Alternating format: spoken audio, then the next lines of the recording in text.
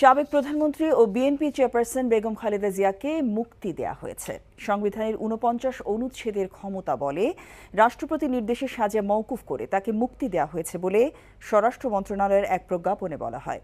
বর্তমানে রাজধানীর এভারকেয়ার হাসপাতালে চিকিৎসাধীন আছেন বিএনপি প্রধান। ২০১৮ সালের ৮ ফেব্রুয়ারি জিয়া অরফানেজ ট্রাস্ট মামলায় সাজা দিয়ে তাকে কারাগারে পাঠানো হয়।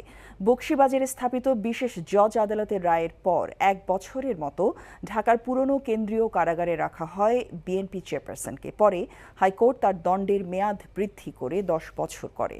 পরবর্তীতে জিয়া চ্যারিটেবল ট্রাস্টের আরেকটি মামলায় তাকে ৭ বছরের কারাদণ্ড দেয় আদালত। কারাগারে অসুস্থ হয়ে পড়লে ২০১৯ সালের মাঝামাঝি বঙ্গবন্ধু শেখ মুজিব মেডিকেল বিশ্ববিদ্যালয় হাসপাতালে ভর্তি করা হয়।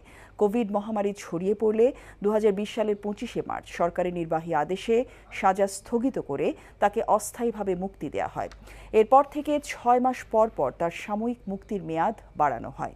দীর্ঘদিন ধরে বেগম জিয়ার স্থায়ী মুক্তি ও চিকিৎসার জন্য দেশের বাইরে পাঠানোর দাবি জানিয়ে আসছিল তার দল বিএনপি। বেশ কয়েকবার পরিবারের তরফ থেকেও আবেদন করা হয়, তবে প্রতিবারই আইনের দোহাই দিয়ে সে আবেদন বাতিল করে দেয় শেখ হাসিনার সরকার। এরই মধ্যে সাবেক প্রধানমন্ত্রী ও বিএনপি চেয়ারপারসন বেগম খালেদা জিয়াকে মুক্তি দেওয়া হয়েছে। বেগম খালেদা জিয়া এখনও রাজধানী এভারকেয়ার হাসপাতালে চিকিৎসাধীন রয়েছেন। সেখানে আছেন আমাদের সহকর্মী জুনায়েদ আল হাবিব। সরাসরি যাচ্ছি তার কাছে। জুনায়েদ, বেগম জিয়া তো এখন মুক্ত, এই খবরটি আমরা ইতোমধ্যে জানতে পেরেছি। আপনার কাছে এই বিষয়ে আর কি তথ্য আছে?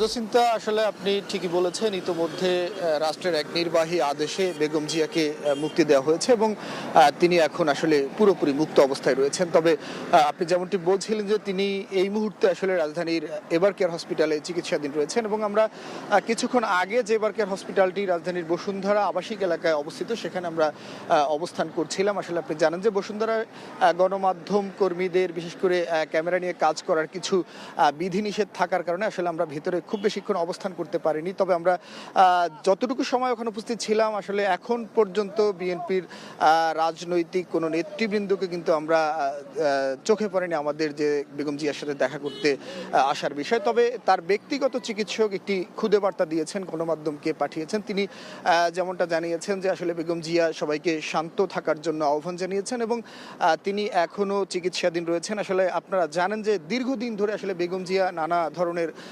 জটিল রোগে আক্রান্ত এবং তিনি দীর্ঘদিন ধরেই আসলে চিকিৎসাধীন রয়েছেন। তো তার আসলে চিকিৎসা চলছে। তিনি কবে নাগাদ আসলে কখন হসপিটাল থেকে তার যেই গুলশানের বাসা রয়েছে সেই বাসায় যাবেন, সে তথ্যটি কিন্তু আমরা এখনো আপনাদেরকে নিশ্চিত করে জানাতে পারছি না এবং দলের পক্ষ থেকেও কিন্তু আমাদেরকে এ বিষয়ে কোনো কিছু জানানো হয়নি।